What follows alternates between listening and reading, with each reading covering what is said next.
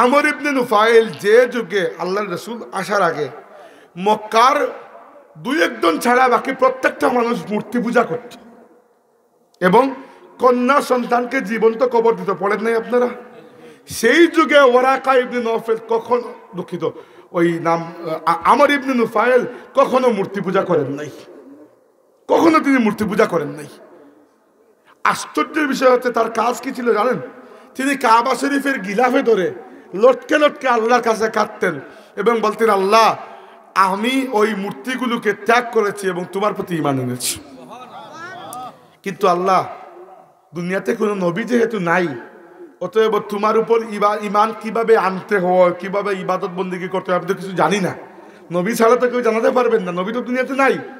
অতএব হে আল্লাহ, আমি তোমার কাছে সাক্ষ্য দিচ্ছি যতদিন না অন্য কোনো নবী আসেন দুনিয়াতে, ততদিন পর্যন্ত আমি সাক্ষ্য দিচ্ছি যে আমি নবী ইব্রাহিমের উম্মত। সুবহানাল্লাহ। তার সেন্স কতটুকু ডেভেলপ চিন্তা করেছেন, তার বুদ্ধি। তিনি বলেছেন যে অন্য কোনো নবীকে পেলে তার উপর আমি ঈমান আনব, যদি না পাই তাইলে আল্লাহ রেজিস্টার করে রাখো আমি কার উম্মত, আমাদের বাবা ইব্রাহিম আলাইহিস সালামের উম্মত। ওয়ারাকা ইবনে, দুঃখিত হলে ওয়ারাকা বলছে, আমর ইবনে নুফাইল ইসলামের খুঁজে দুনিয়া চষে বেরিয়েছে। সারাটা জীবন ইরাক থেকে, সিরিয়া থেকে অনেক এলাকা, তৎকালীন যুগে তো যাতায়াত এত সহজ ছিল না, তাই না? একজন ইহুদি পণ্ডিতের কাছে যান, কিছুদিন ইলম শিখেন, বুঝেন না এটা আসলে হক নয়। যার আরেকজন খ্রিস্টানের কাছে কয়েকদিন ইলম শিখেন, বুঝেন না এটা তো হক নয়। এভাবে করতে করতে জীবনের একবারে শেষাংশে এসে তিনি ইরাকের একজন খ্রিস্টান পণ্ডিতের কাছে গিয়ে উপস্থিত হলেন। ওই খ্রিস্টান পণ্ডিত তার হাবভাব দেখে বলল যে তুমি যে হকের তালাশ করছো, ওই হক নিয়ে আখিরি জামানার নবী তোমার নিজের শহর মক্কায় চলে এসেছেন। আল্লাহ রসুলের জন্মের আগের আসমানি কিতাবে আল্লাহ তাবারাকা ওয়া তাআলা আমাদের নবী সাল্লাল্লাহু আলাইহি ওয়াসাল্লামের পুরো বর্ণনা দিয়ে দিয়েছেন। শুধু নবীর কথা না, আপনার কথা আমার কথা আল্লাহ বয়ান করেছেন। আগের আসমানি কিতাবে আমাদের ব্যাপারে আল্লাহ রাব্বুল আলামিন লিখে দিয়েছেন, ওয়া উম্মাতুহু উম্মাতাম মারহুমা, আখেরি নবীর উম্মত আল্লাহর রহমত প্রাপ্ত উম্মত হবে। আপনারা আমার জন্মের আগে এই রহমত আমাদের নামের সাথে আল্লাহ লিখে দিয়েছেন। যদি বলছিলাম আমর ইবনে নুফাইল চিন্তা করছেন কে নবী আসলেন, কে নবী আসলেন। রসুলুল্লাহকে তিনি ছোটকাল থেকে চিনতেন এবং আল্লাহ নবী বলেছেন আমরা ছোটকালে দেখেছি আমর ইবনে নুফাইলকে। তিনি মক্কার মানুষের হাতের জবাই করা প্রাণীর গোশত খেতেন না, বলতেন এরা দেবদেবীর নামে জবাই করে আমি খাবো না। যে যুগে ইসলাম দিন ছিলই না আরবের জমিনে, সবাই তো মূর্তি পূজারী, সেই যুগে আমর ইবনে নুফাইলের চিন্তার মধ্যে আল্লাহর তাওহীদের বার্তা ছিল। আমর ইবনে নুফাইল খুশি মনে যে আমার সারা জীবনের সার্চ, সারা জীবনের খুঁজ আমার শেষ হচ্ছে। তিনি দৌড়ে চললেন, উট বা ঘোড়া যাই ছিল দৌড়ে চললেন মক্কার দিকে। মক্কা শরীফ থেকে সামান্য আগে ডাকাত দল থেকে গ্রেফতার করলো এবং তিনি বুঝতে পারলেন ডাকাত তাকে মেরে ফেলবে, ছেড়ে দেবে না। তিনি চেয়েছিলেন যে আমার সম্পদ রেখে দাও, কিন্তু আমার সারা জীবন একটা জিনিসের পেছনে আমি কাটিয়েছি, আমি এখন এই জিনিসটা পাবো, পাওয়ার একেবারে কিনারে, তুমি আমাকে ছেড়ে দাও। তারা ছাড়বে না। যখন তিনি বুঝতে পারলেন যে তিনি আর বাঁচবেন না, তিনি আল্লাহর কাছে দোয়া করলেন, বললেন আল্লাহুম্মা ইন কুনতা হাররামতানি মিন সুহবাতি নাবিয়িকা ফালা তাহরিমহা মিন ইবনি সাঈদ। আল্লাহ, যদি তোমার ইচ্ছা হয়েই যায় যে আমাকে তুমি তোমার নবীর সাহাবী বানাবে না, নবীকে না দেখলে তো আপনি সাহাবী হতে পারবেন না, তো আল্লাহ যদি তোমার ইচ্ছা থাকে যে আমাকে তোমার নবীর সাহাবী হওয়া থেকে তুমি মাহরুম করবে, বঞ্চিত করবে, কমসে কম এতটুকু দোয়া করছি যে আমার ছেলে সাঈদকে তুমি তোমার নবীর সাহাবী বানিয়ে দিও। কোন পিতা তার পুত্রের জন্য এর থেকে ভালো কিছু দোয়া করতে পারে? মানুষ তো দোয়া করেন ধরেন আল্লাহ আমার ছেলেকে পরীক্ষায় পাস করে দিও, চাকরি পাইয়ে দিও। তিনি দোয়া করেছেন আল্লাহ আমার ছেলেকে তুমি তোমার নবীর সাহাবী বানিয়ে দিও। এবং আল্লাহর রসুলের হাতে সর্বপ্রথম যে কয়েকজন মানুষ ইসলাম কবুল করেছিলেন মক্কা শরীফে, তার মধ্যে একজন হচ্ছেন ওই আমর ইবনে নুফাইলের ছেলে সাঈদ ইবনে জায়েদ ইবনে নুফাইলের ছেলে সাঈদ ইবনে জায়েদ ইবনে আমর ইবনে নুফাইল রাদিয়াল্লাহু আনহু। আর আল্লাহর রাসূল যে 10 জন সাহাবীকে নাম ধরে জান্নাতের সুসংবাদ দুনিয়াতে দিয়েছিলেন, 10 জন সাহাবী এরকম আছেন যাদেরকে আল্লাহর রাসূল দুনিয়াতে নাম ধরে বলেছেন এরা জান্নাতি। বলেছেন আবু বকর জান্নাতে যাবে, ওমর জান্নাতে, উসমান জান্নাতে, আলী জান্নাতে, তালহা জান্নাতে, জুবায়ের জান্নাতে, আব্দুর রহমান ইবনে আউফ জান্নাতে, সাঈদ ইবনে যায়েদ জান্নাতে, এবং আরেকজন কি বলে গেলাম সাদ ইবনে আবি ওয়াক্কাস জান্নাতে, আর আবু ওবাইদা আমির ইবনুল জাররাহ জান্নাতে। এই 10 জন সাহাবীকে দুনিয়াতে থাকতে রাসূলুল্লাহ সাল্লাল্লাহু আলাইহি ওয়াসাল্লাম তার পাক জবানে জান্নাতের গ্যারান্টি লিখে দিয়েছেন। এর মধ্যে একজন সাঈদ ইবনে যায়েদ ইবনে আমর ইবনে নুফাইল, অর্থাৎ সেই ব্যক্তির সন্তান যিনি ডাকাতের হাতে মারা পড়েছিলেন এবং একটুর জন্য আল্লাহর রাসূলের সাহাবী হওয়া থেকে বঞ্চিত হয়েছিলেন, তার দুয়ার বরকতে আল্লাহ পাক তার সন্তানকে আল্লাহর রাসূলের সাহাবী তো বানিয়েছেন, সবচেয়ে শ্রেষ্ঠ 10 জন সাহাবীর মধ্যে একজন বানিয়ে দিয়েছেন। হাজিরিন, এবার যেটি বলছিলাম আমরা যে এই যে কোরআন নাজিল হওয়া শুরু হলো, কোরআন নাজিল হওয়া শুরু হলো, ইকরা বিসমি রাব্বিকাল্লাযী খালাক, ওহী নাজিল হওয়া। আল্লাহর রাসূল সাল্লাল্লাহু আলাইহি ওয়াসাল্লাম এরপর থেকে প্রথম ওহী নাজিল হওয়ার পরে কয়েকদিন ওহী নাজিল হওয়া বন্ধ ছিল। আল্লাহর নবী চিন্তা করতেন যে কি হলো বিষয়টা আমার সাথে, এটা কি ছিল। তো প্রায় সময় জিবরাইল আলাইহিস সালাম নুরানি সুরতে আল্লাহর রাসূলের সামনে আসতেন, এসে একটা কথা বলতেন, ইয়া মুহাম্মদ ইন্নাকা লারাসূলুল্লাহি হাক্কুন, হে মুহাম্মদ সাল্লাল্লাহু আলাইহি ওয়াসাল্লাম আপনি সত্যই আল্লাহর রাসূল। এই বলে নাই আর রাসূলুল্লাহ সাল্লাল্লাহু আলাইহি ওয়াসাল্লাম চিন্তা করতেন যে কে আসলো কে গেল, আস্তে আস্তে পরিচয় শুরু হবে। আমাদের মা খাদিজা রাদিয়াল্লাহু আনহা বড় বুদ্ধিমান। খাদিজা বললেন যে আপনার কাছে যিনি আসেন, এসে আপনাকে আল্লাহর নবী বলেন, আগামীবার তিনি আসলে আমাকে একটু বলবেন তো, আমি চেক করে দেখব তিনি ফেরেশতা নাকি জিন। চিন্তা করে খাদিজার বুদ্ধি, তিনি ফেরেশতা আর জিন টেস্ট করবেন কিভাবে। হাদিসে এসেছে পরের বার যখন জিবরাইল আসলেন, আসার পরে খাদিজা রাদিয়াল্লাহু আনহা কে আল্লাহর নবী বললেন, খাদিজা যে উনি এসেছেন, ঘরের ঠিক বাইরেই। খাদিজা রাদিয়াল্লাহু আনহা আল্লাহর হাবিব সাল্লাল্লাহু আলাইহি ওয়াসাল্লামের পাশে বসে গেলেন, আমাদের নবীর স্ত্রী নবীর পাশেই বসে গেলেন। বসার পরে জিজ্ঞেস করলেন যে আপনি কি এখনো তাকে দেখতে পাচ্ছেন? তখন রাসূলুল্লাহ বলেন, হ্যাঁ এখন দেখতে পাচ্ছি। তখন খাদিজা রাদিয়াল্লাহু আনহা আল্লাহর রাসূলের সাথে একটু ক্লোজ হলেন এবং নিজের থুতনি রাসূলুল্লাহ সাল্লাল্লাহু আলাইহি ওয়াসাল্লামের কাঁধের মধ্যে রেখে একটু স্বামী স্ত্রী একটু ক্লোজ হলেন। এরপরে জিজ্ঞেস করলেন আপনি কি দেখতে পাচ্ছেন? আল্লাহ নবী বললেন না, আর দেখতে পাচ্ছি না। খাদিজা বললেন তাহলে নিশ্চিত থাকুন যে আপনার কাছে আসে সে কোনো শয়তান নয়, তিনি আল্লাহর ফেরেশতা। আমাদের মায়ের বুদ্ধি কিভাবে, তিনি বললেন দেখুন ফেরেশতাদের লজ্জা খুব বেশি, স্বামী স্ত্রী একসাথে হয়েছেন, ফেরেশতা এখানে দেখবেন না, শয়তানের লজ্জা নাই, শয়তান থাকলে এখানে দাঁড়িয়ে দাঁড়িয়ে দেখত। বুদ্ধি। এরপরে কয়েকদিন পরে রাসূলুল্লাহ সাল্লাল্লাহু আলাইহি ওয়াসাল্লাম হেঁটে যাচ্ছেন, ওই হেরা গুহার পাশ দিয়ে পেছন থেকে শুনলেন আওয়াজ, কে যেন ডাক দিচ্ছে, ইয়া মুহাম্মদ, ইয়া মুহাম্মদ।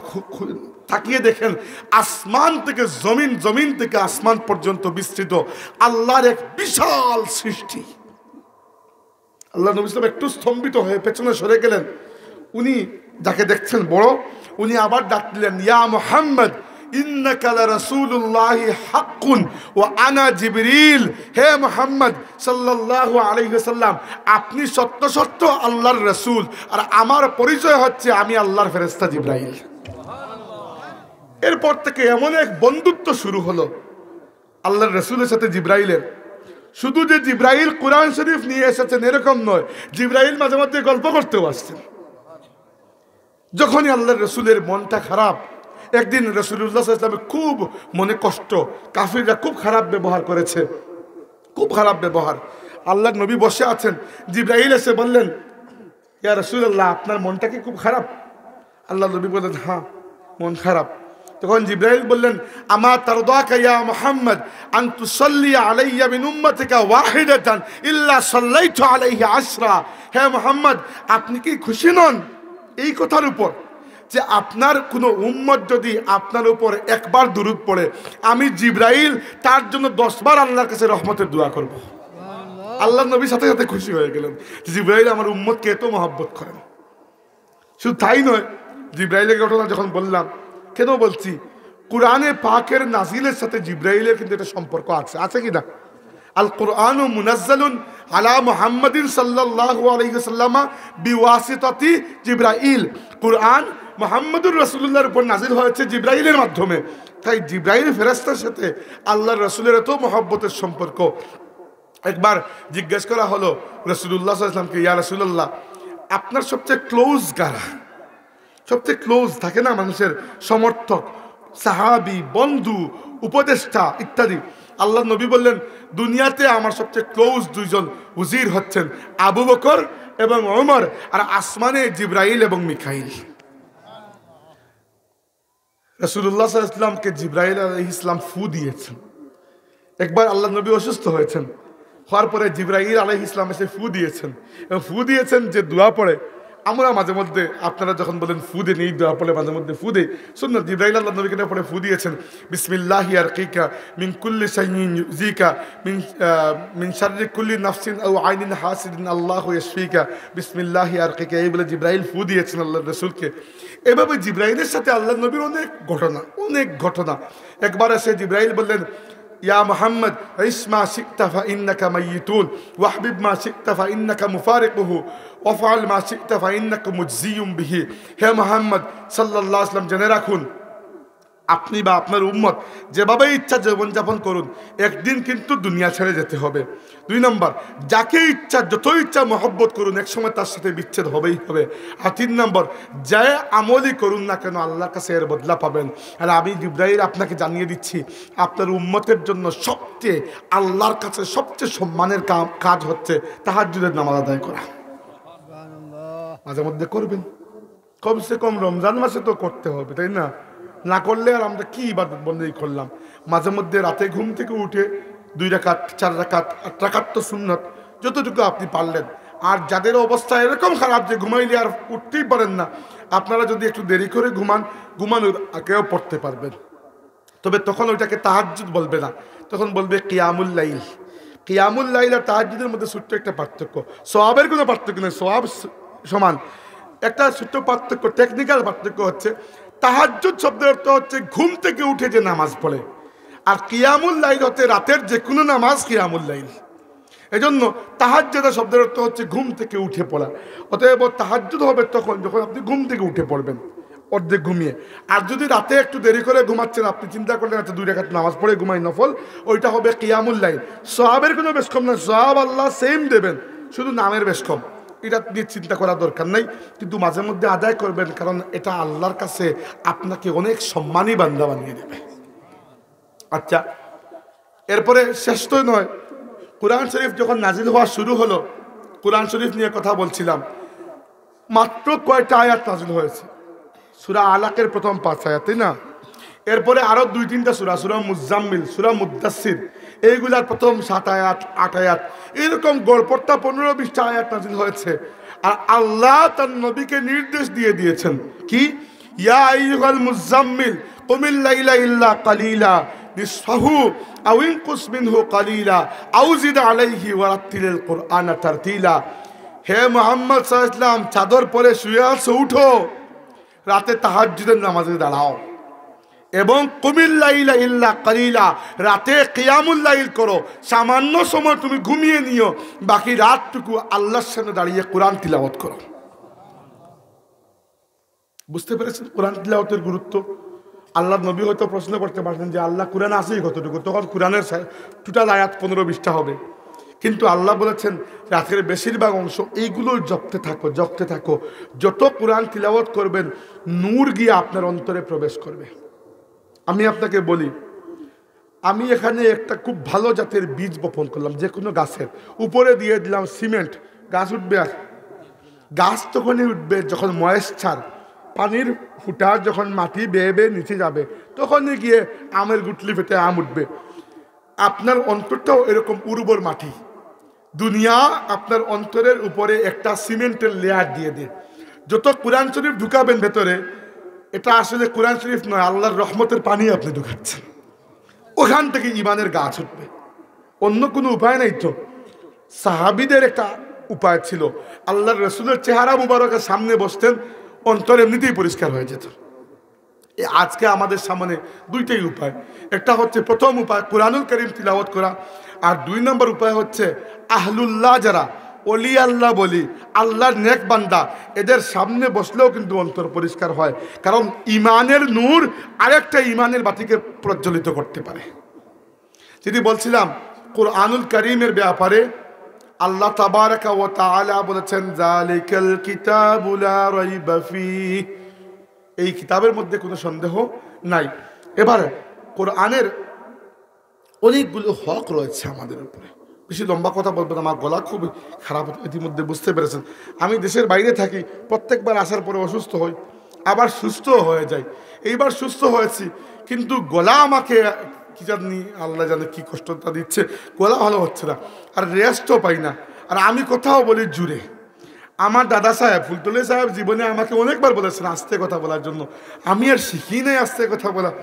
তিনি বাকি যা কিছু বলেছেন আমি আমল করার চেষ্টা করেছি, অনেক কিছু জীবনে শিখিয়েছেন, কিন্তু আস্তে কথা বলাটা ওইটা আমি আর পারলামই না, জুড়ে কথা বলি। তো যেই হোক, অভ্যাস হয়ে গেছে, কি করব। কিন্তু উপকারী কথাগুলো আপনারা খেয়াল রাখবেন যে কোরআনুল কারীমের বহু হক রয়েছে আমাদের উপরে। সবচেয়ে প্রথম হক হচ্ছে আল্লাহর কালাম হিসাবে। আচ্ছা, একটা মাসলা বলতে ভুলে গেছিলাম, ওইটা বলে দেই। আমি বলেছিলাম অন্য কিতাব আল্লাহর কিতাব, আর কোরআন শুধু আল্লাহর কিতাব নয়, কিতাব এবং কালাম। কালাম কিভাবে? কোরআনকে আল্লাহ লিখে পাঠান নাই, বরং আল্লাহ তাবারাকা ওয়া তাআলা কোরআনকে লিখে রেখেছেন লাওহে মাহফুজে। যখন দুনিয়াতে পাঠানোর দরকার হয়েছে, আল্লাহ নিজে জিব্রাইলকে তার কাছে ডেকে নিয়ে আল্লাহ ওই আয়াত বলেছেন। আল্লাহর সাথে আমি তিলাওয়াত শব্দ লাগাচ্ছি না, এটা আল্লাহর শান নয়। আল্লাহ ওই আয়াত বলেছেন, জিব্রাইল আল্লাহ তাবারাকা ওয়া তাআলার কাছ থেকে ওই আয়াত শুনেছেন, জিব্রাইল এটা নিয়ে এসেছেন, আল্লাহর নবীকে পড়ে শুনিয়েছেন, রাসূলুল্লাহ বলেছেন, সাহাবীরা শুনেছেন, সাহাবীরা তিলাওয়াত করেছেন, তাদের ছাত্ররা শুনেছেন। এইভাবে পড়া এবং শোনার মাধ্যমে আল্লাহ তাবারাকা ওয়া তাআলা থেকে অবিচ্ছিন্ন সনদে কুরআনুল কারীম আমাদের মুর্শিদ হযরত ফুলতলি সাহেব রাহমাতুল্লাহি আলাইহি সনদে আমাদের কাছে কোরআনের সনদ পৌঁছে গেছে। কোরআন শরীফ আমরা যে পড়ি, যে নিয়মে পড়ি, যে কায়দায় পড়ি, ওইটা আমরা ঘরে বসে বানাই নাই। আল্লাহর রসুলের কাছে ফেরেশতা জিব্রাইল এইভাবে নাজিল করেছেন, যেভাবে জিব্রাইল আল্লাহ তাবারাকা ওয়া তাআলার কাছ থেকে ওই আয়াত শুনেছেন। আর আল্লাহর নবীর সাহাবীদের মধ্যে কোরআনে পাকের কয়েকজন বড় আলিম ছিলেন, পণ্ডিত। এর মধ্যে একজন সাহাবী ছিলেন আব্দুল্লাহ ইবনে মাসউদ রাদিয়াল্লাহু আনহু। তার ঘটনা বলে কোরআনের আপনাকে একটা গুরুত্ব, কোরআন তিলাওয়াতের গুরুত্ব বোঝানোর জন্য বলছি, খেয়াল করুন। আব্দুল্লাহ ইবনে মাসউদ রাদিয়াল্লাহু আনহু সেই সাহাবী, একবার আল্লাহর নবীর অন্যান্য সাহাবীরা, রাসূলুল্লাহ সাল্লাল্লাহু আলাইহি ওয়াসাল্লামের অভ্যাস ছিল কোরআন শরীফের যেটুকু আয়াত নাজিল হতো, তিনি পরের দিন কাবা শরীফের পাশে গিয়ে নামাজে দাঁড়িয়ে ওই আয়াতটুকু তিলাওয়াত করতেন। মক্কায় তো তখন ইসলামের অবস্থা একেবারেই খারাপ, কাফিরদের সংখ্যা বেশি, এরা জুলুম করে, নির্যাতন করে, গালিগালাজ করে। তো কাফিররা আল্লাহর রসুলকে মারতে ভয় পেত প্রথম দিকে, কারণ অনেক বড় বংশের মানুষ, তো অনেক বড় পরিবারের মানুষ, কুরাইশ বংশের, বনু হাসিম গোত্রের। কিন্তু পরবর্তীতে তারা শারীরিক জুলুমও শুরু করেছিল। প্রথম দিকে শারীরিকভাবে আঘাত করতো না, মৌখিকভাবে গালিগালাজ করতো। এবার সাহাবীরা চিন্তা করেন, আল্লাহর নবী প্রত্যেক দিন গিয়ে কাবার পাশে কোরআন তিলাওয়াত করেন, কাফিররা একদিন, 2 দিন, 3 দিন, আল্লাহ না করুক পরে যদি একদিন বেয়াদবি করে হাত তুলে ফেলে, তখন আমরা কি করব? সুন্দর বুদ্ধি। সাহাবীরা বলেন, ইয়া রাসূলুল্লাহ, আপনি যাওয়ার দরকার নেই, এখন থেকে আমরা এক একজন এক একদিন যাব, মারলে আমাদেরকে মারবে। সাহাবীর সংখ্যা তখন বেশি নাই, হাতে গোনা কয়েকজন। প্রথম দিন কে যাবেন? আল্লাহর নবীর সাহাবীদের মধ্যে একবারে প্রথম দিকে যারা ইসলাম কবুল করেছেন এর মধ্যে একজন ছিলেন আব্দুল্লাহ ইবনে মাসউদ। তিনি মেষ চড়াতেন, ছাগল চড়াতেন, আর আল্লাহর নবীর একটা মর্যাদা দেখে সাথে সাথে ইসলাম কবুল করেছেন। বাচ্চা মানুষ, বেশি বয়স না। তিনি বললেন আমি যাব। বাকি সাহাবীরা বলেন না, তুমি গেলে হবে না, কারণ তুমি কোনো বড় পরিবারের বড় খানদানের মানুষ নও, তোমাকে মারতে তারা দুইবার চিন্তা করবে না, বড় কেউ যাওয়া উচিত, কারণ আরবের সমাজ তো ছিল এরকম, বুঝতে পারছেন। তিনি জিদ ধরে বসে আছেন আমি যাব। এবং তিনি মানুষও দেখতে খুব ছোট মানুষ, একেবারে হালকা পাতলা গড়নের। তিনি গেলেন এবং ওই দিন সূরা আর রহমান আল্লাহ রাব্বুল আলামিন নাজিল করেছেন। তিনি গিয়ে সূরা আর রহমান পড়তে শুরু করলেন। কাফিররা প্রথমে মনে করছে তিনি মনে হয় কবিতা পড়তেছেন। সূরা আর রহমান তো খুব ছন্দমিল না, মনে করতেছে কবিতা পড়তেছেন। এক রুকুর মতো তিলাওয়াত করার পরে তারা বলল, আরে এটা তো কবিতা নয়, কোরআন। এরপরে তাকে এমন মারলো, বাকি সাহাবীরা তাকে বেহুশ রক্তাক্ত অবস্থায় কোনো মতে সেখান থেকে বাঁচিয়ে নিয়ে আসলেন। মার খেয়েছেন কিসের জন্য? আল্লাহর কোরআনের জন্য। তখন পরবর্তীতে সাহাবীরা তাকে বললেন সুস্থ করার পরে যে ভাই আমরা এই জন্য তোমাকে বলেছিলাম না যাওয়ার জন্য। তিনি বললেন আমি আল্লাহর কসম করে বলছি আমি কালকে আবার যাব, পরশু আবার যাব, এরপরের দিন আবার যাব। এই যে আল্লাহর পথে আল্লাহর কোরআনের জন্য তার ত্যাগ, এর ফলাফল কি জানেন? বহু বছর পরে মদিনা যাওয়ার পরে একদিন তিনি মসজিদে নামাজ আদায় করছেন। ওই সময় বড় বড় কয়েকজন সাহাবী তার কাছে দৌড়ে আসলেন। তিনি নামাজ শেষ করে বললেন, আপনারা আমার কাছে কি কারণে, কি জন্য আপনারা এত বড় বড় মানুষ? তারা বললেন যে আল্লাহর রসুল আজকে তোমার ব্যাপারে এমন কথা বলেছেন যেটা আমাদের কারো ভাগ্যে জুটে নাই। আল্লাহর নবী বলেছেন, মান আহাব্বা আন ইয়াকরা আল কুরআন গাদ্দান কামা উনজিলা ফালইয়াকরা বিকিরাআতি ইবনে উম্মি আবদ। যে ব্যক্তি এইরকম বিশুদ্ধ কোরআন তিলাওয়াত করতে চায় যেভাবে আল্লাহ জিবরাইলের মাধ্যমে আমার কাছে নাজিল করেছেন, সেজন্য আমার সাহাবী আব্দুল্লাহ ইবনে মাসউদের তিলাওয়াতকে দেখে দেখে তিলাওয়াত শিখে নেয়। চিন্তা করতে পারেন এরকম সৌভাগ্য। আর বড় আশ্চর্যের বিষয় কি জানেন? আমাদের যে কিরাতের সিলসিলা, ফুলতলি সাহেব রহমতুল্লাহি আলাইহির কিরাতের সিলসিলা তিনটা। কোরআন শরীফ তিনি তিনজন উস্তাদের কাছে পড়েছেন, আপনারা জানেন। প্রথম হচ্ছেন তার পীর ও মুর্শিদ শাহ ইয়াকুব বদরপুরি রহমতুল্লাহি আলাইহির কাছে ফুলতলি সাহেব কোরআন শরীফের ইলমে কিরাতের সনদ লাভ করেছেন, স্বীকৃতি এবং সবক ওইখান থেকেই নিয়ে এবং পুরো কোরআন শরীফ শেষ করে সনদ লাভ করেছেন। 2 নম্বর মৌলভীবাজার জেলার হাফিজ আব্দুর রউফ করমপুরি রহমতুল্লাহি আলাইহির কাছে ফুলতলি সাহেব কোরআন শরীফের পুরো তিলাওয়াত শেষ করে সনদ লাভ করেছেন। আর 3 নম্বর তিনি চলে গেছেন মক্কা শরীফে। ফুলতলি সাহেব সেই যুগে 1940-এর দশকে, তখন তো মক্কা শরীফে যেতে লাগতো জাহাজে 1 মাস আর আসতে আরো 1 মাস। তখন গিয়ে মক্কা শরীফের সবচেয়ে বড় কারি ছিলেন আহমদ হিজাজি মক্কি। উনার কাছে থেকে উনার কাছে পড়ে আরব থেকে সনদ নিয়ে এসে এরপরে এসে তিনি বাংলা এলাকায় দারুল কিরাত শুরু করেছেন। আচ্ছা, তো ফুলতলি সাহেবের কিরাতের যে সিলসিলা, ওইটা আমরা যে সিলসিলা পড়ি আর কি, ওইটা তার 2 নম্বর উস্তাদ হাফিজ আব্দুর রউফ করমপুরি রহমতুল্লাহি আলাইহির মাধ্যমে ওই সিলসিলা উপরের দিকে গেছে। উনি পড়েছেন একজনের কাছে, উনি পড়েছেন আরেকজনের কাছে, এভাবে করতে করতে উপরে গিয়ে আল্লাহর নবীতে পৌঁছার আগে সেই সাহাবীর মাধ্যমে আল্লাহর নবী পর্যন্ত আমাদের সিলসিলা পৌঁছেছে, যে সাহাবীর ব্যাপারে আল্লাহর নবী নিজে বলেছেন যে তিনি জিবরাইলের মতো বিশুদ্ধ তিলাওয়াত করেন। তিনি হচ্ছেন আব্দুল্লাহ ইবনে মাসউদ রাদিয়াল্লাহু আনহু।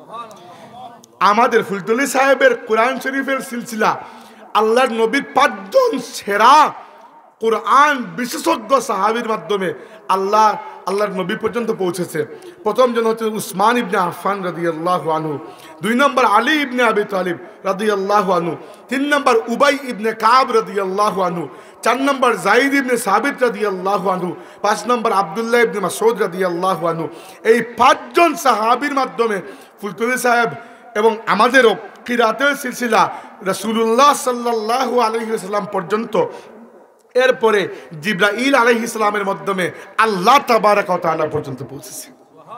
আমরা যে সিলসিলা তিলাওয়াত করি, আমরা যে দারুল কিরাত পড়ি, আপনি কি মনে করেন এর সনদ এগুলো এত ঠুনকো যে বাড়িতে বসে লিখে আপনাকে দিয়েছেন? এই যে সিলসিলা এরকম নয় যে তিনি ইন্টারনেটে দেখে দেখে তিলাওয়াত শিখেছেন, না।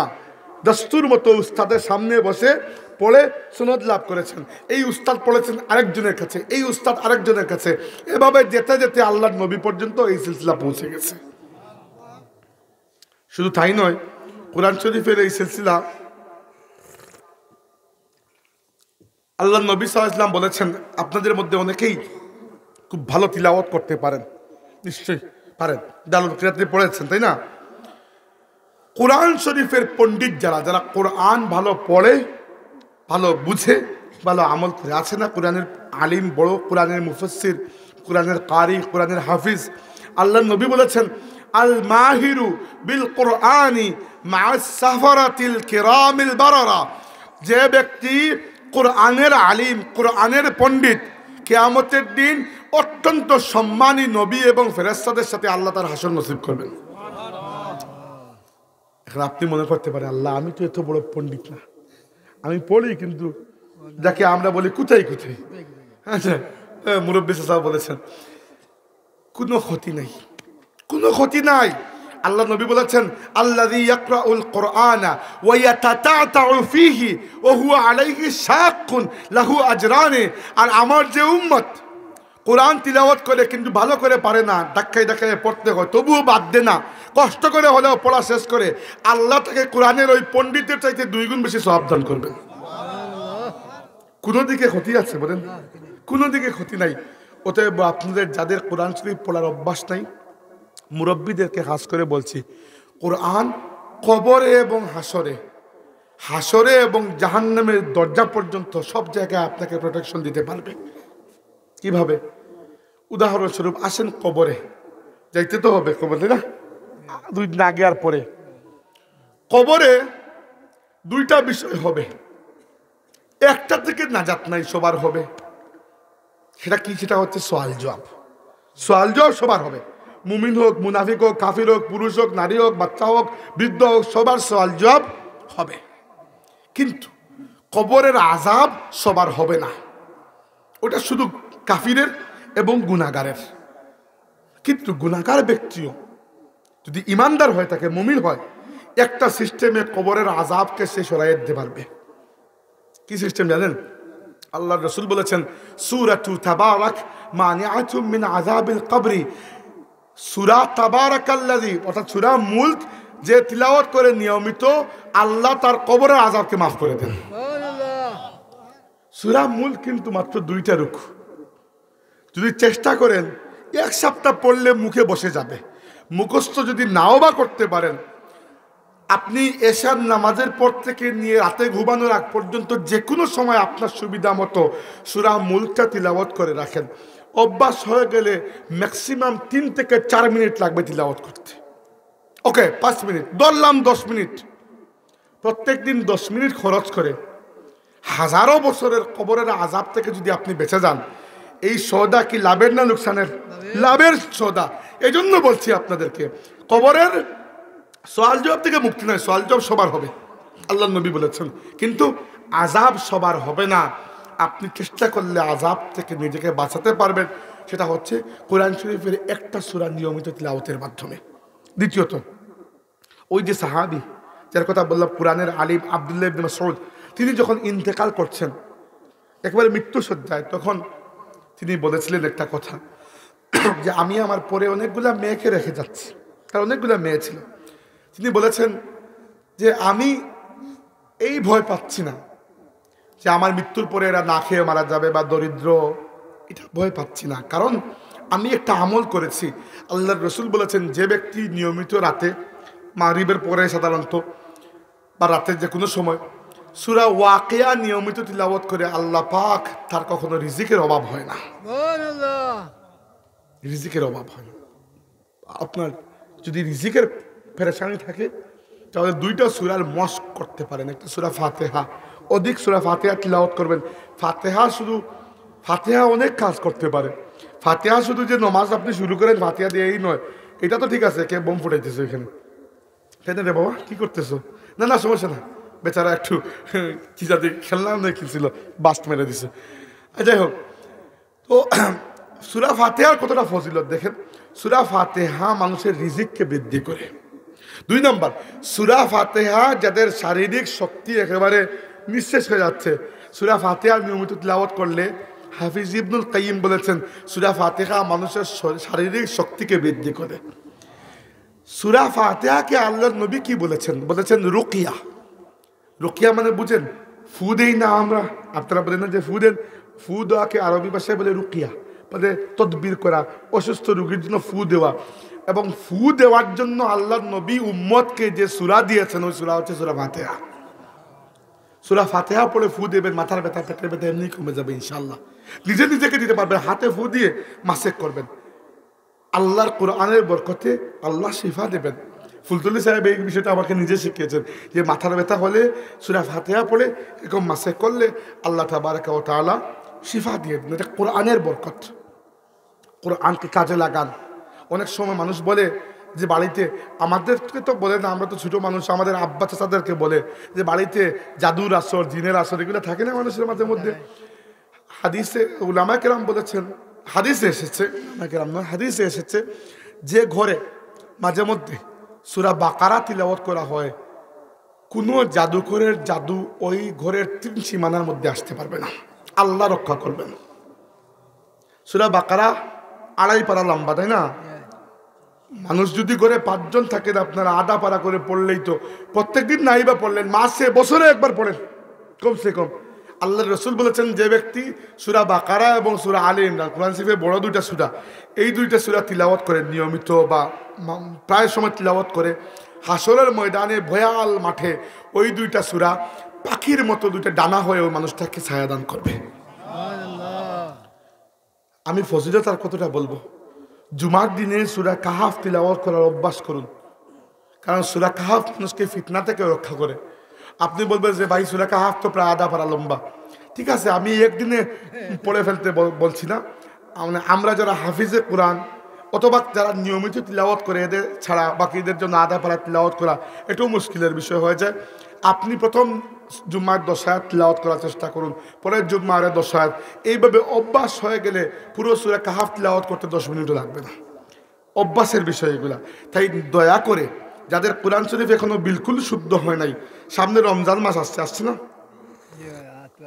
রমজান মাসে ফুলতলি সাহেব রহমতুল্লাহি আলাইহি প্রতিষ্ঠিত দারুল কিরাতের জন্য আমরা সময় দেই।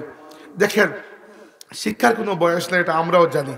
আর কোরআন শরীফের হক আমাদের উপরে, প্রথম হক হচ্ছে আমরা কোরআনের উপর ঈমান আনবো, যে কোরআন আল্লাহর কালাম, ঈমান তো এনেছি। 2 নম্বর হক হচ্ছে কোরআনকে বিশুদ্ধভাবে তিলাওয়াত করা। এতটুকু যদি না করেন আল্লাহর কাছে কোনো জবাব দিয়ে খালাস পাবেন না। আপনি যদি বলেন যে আমি হায়াত পাইছি 70 বছর আর কোরআন শেখার সময় পাই নাই, 10টা সূরা শুদ্ধ করে পড়ার সময় পাই নাই, আপনি কি আল্লাহকে বোকা বানাইতে পারবেন? সুযোগ আছে? সারা জিন্দগি কি করছেন?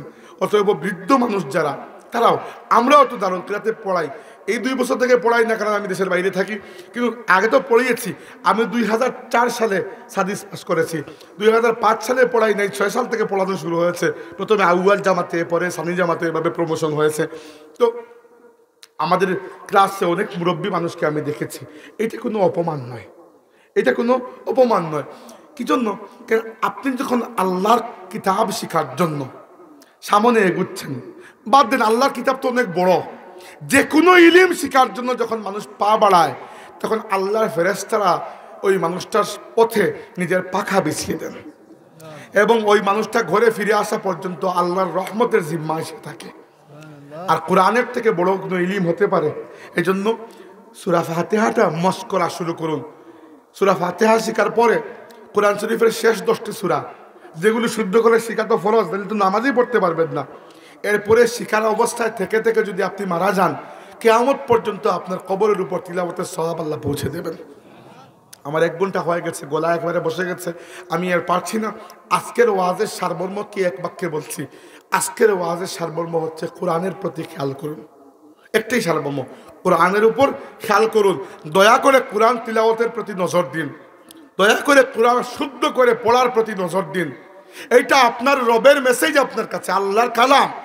এবং আল্লাহর কোরআন ছাড়া দুনিয়াতে অন্য কোনো কালাম আল্লাহ রেকর্ড করা নাই, একবার তো কোরআনই তো আছে। আপনার রবের সাথে আপনার সম্পর্কের এই একটাই মাধ্যম বাকি আছে। দয়া করে এটিকে আঁকড়ে ধরুন, মজবুত করে ধরুন, কোরআন তিলাওয়াত করুন।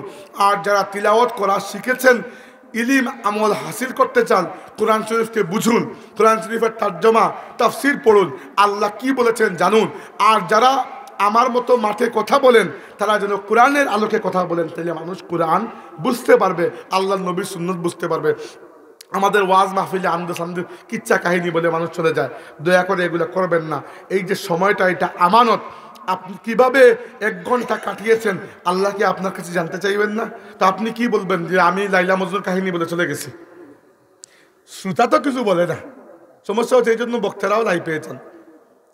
তাই দয়া করে আলোচনা, আপনারা ফুলতুলি সাহেবের আলোচনা শুনে দেখবেন, এক ওয়াজের মধ্যে এতগুলো কোরআনের আয়াত পড়তেও আমি অন্য কাউকে দেখি নাই। তাই আলোচনা, আল্লাহর নবীর আলোচনা ছিল, কোরআনুল কারীম তিলাওয়াত করতেন এবং কোরআনের আলোকে মানুষকে নসিহত করতেন। এইটাই সর্বশ্রেষ্ঠ নসিহত। আল্লাহ আমাদেরকে কোরআন ওয়ালা হওয়ার তৌফিক দান, আমরা বলি আমিন। আল্লাহ আমাদেরকে সেই মানুষ বানান যারা কোরআন তিলাওয়াত করে এবং কোরআন কিয়ামতের দিন যাদের জন্য শাফাআত করবে, আল্লাহ যেন আমাদেরকে সেই মানুষদের অন্তর্ভুক্ত করেন, আমরা বলি আমিন। ওয়া আখিরু দাওয়ানা আনিল হামদুলিল্লাহি রাব্বিল আলামিন। আমি সংক্ষিপ্ত মুনাজাত করে বিদায় নিচ্ছি, এরপরে আপনাদের মিলাদ শরীফ হবে, দোয়া হবে। মুহতারাম আরেকজন পিছিয়ে বসে আছেন, দুরূদ শরীফ পড়ুন। সাল্লাল্লাহু আলা সাইয়্যিদিনা ওয়া আলা আলিহি ওয়া আসহাবিহি ওয়া সাল্লাম। সাল্লাল্লাহু আলা সাইয়্যিদিনা ওয়া মাওলানা মুহাম্মদ ওয়া আলা আলিহি ওয়া আসহাবিহি ওয়া সাল্লাম। আল্লাহুম্মা আমিন, আল্লাহুম্মা আমিন। আলহামদুলিল্লাহি রাব্বিল আলামিন ওয়াসসালাতু ওয়াসসালামু আলা নবিয়িহি والصلاة والسلام على نبيك صلى الله عليه وسلم سيد المرسلين। আল্লাহ আমরা এই বোয়া, এই সোনারে তুমি কবুল করো মৌলা। তোমার বান্দা হল অত রাত ঠান্ডার মাঝে কিন্তু বইতাছেন, আজকের মাহফিল থেকে তোমার কোনো বান্দার হাতে তুমি খালি ফিরাইয়া দিও না। যার যে মুশকিলাত আছে আসান করে দাও আল্লাহ। আল্লাহ আমরা বেমারি হলে শিফা দান করো, অভাবী হল অভাব দূর করে দাও আল্লাহ। বেরোজগারি হল লাগে হালাল রুজির দরজা খুলে দাও, অভাবী হল অভাবরে পূরণ করে দাও মৌলা। এই এলাকার প্রতি তুমি দয়া করো মাবুদ। আল্লাহ তোমার কাছে ভিক্ষা চাই, আমরা মাফ করে দাও, আমরা জিন্দা মরে যা মা বাবারে মাফ করে দাও রব্বে করিম। এই মাহফিলে বহুত মানুষের সাহায্য সহযোগিতা করছেন, তোমার বান্দা হলার সাহায্য কবুল ফরমাও। বহুত মানুষের দোয়া চাইছেন দেবা মাওলা, কেউ বিদেশ চাইতা, কেউ বিদেশ গিয়া পেরেশানির মুখে পড়ে গেছেন। আমরা যুবক সকলের হালাল রিজিকর দরজা খুলিয়া দাও, এরারে জীবন উত্তম জীবন সঙ্গী নসিব করো আল্লাহ। যারা পারিবারিকভাবে কোনো পেরেশানির মাঝে আসেন আল্লাহ, পেরেশানি থেকে উদ্ধার করো। বহুত মানুষ বাচ্চা নিয়ে পেরেশানির মুখে আসেন আল্লাহ, তুমি তোমার বান্দা হলের পেরেশানিতে দূর করো, বেমারে শিফা করো, মুশকিলাতে আসান করো। সব ধরনের ফিতনা ফাসাদ ষড়যন্ত্র, মানুষ আর শয়তানের সব ক্ষতি এবং ষড়যন্ত্র থেকে আমরা হেফাজত করো মৌলা। দুনিয়া থেকে বিদায় দেওয়ার সময় আমরা ঈমান ও আফিয়তের সাথে বিদায় দিও। আল্লাহুম্মা সাল্লি আলা নবিয়িনা মুহাম্মদ ওয়া আলা আলিহি ওয়া আসহাবিহি ওয়া বারিক ওয়া সাল্লিম বিফadli সুবহান রাব্বিকা রাব্বিল ইজ্জাতি আম্মা ইয়াসিফুন ওয়া সালামুন আলাল মুরসালিন ওয়া আলহামদুলিল্লাহি রাব্বিল আলামিন। আমিন। আসসালামু আলাইকুম। আসসালামু আলাইকুম। আলহামদুলিল্লাহ। মাইক চালু রাখো, বন্ধ করে না। সম্মানিত হাজির মজলিস, আমরা এতক্ষণ যাবৎ গুরুত্বপূর্ণ আলোচনা শুনছিলাম। আমাদের মাহফিলের সম্মানিত প্রধান অতিথি আল্লামা ফুলতলি সাহেব কিবলা রহমাতুল্লাহ আলাইহি সুযোগ্য নাতি হযরত মাওলানা হাফিজ মার্জারা মসজিদ ফুলতলি মহোদয়ের কাছ থেকে মহোদয়কে আমাদের মাহফিল পরিচালনা কমিটির পক্ষ থেকে বিনীত মুবারকবাদ জ্ঞাপন করছি। এ পর্যায়ে আমাদের মাহফিলের সমাপনী মিলাদ ও দোয়া মাহফিল অনুষ্ঠিত হবে। আপনারা সবাই ধৈর্য সহকারে বসে পড়ুন। أعوذ بالله من الشيطان الرجيم بسم الله الرحمن الرحيم قل هو الله أحد الله الصمد لم يلد ولم يولد ولم يكن له كفوا أحد لا إله إلا الله والله أكبر بسم الله الرحمن الرحيم قل هو الله أحد الله الصمد لم يلد ولم يولد ولم يكن له كفوا أحد لا إله إلا الله والله أكبر بسم الله الرحمن الرحيم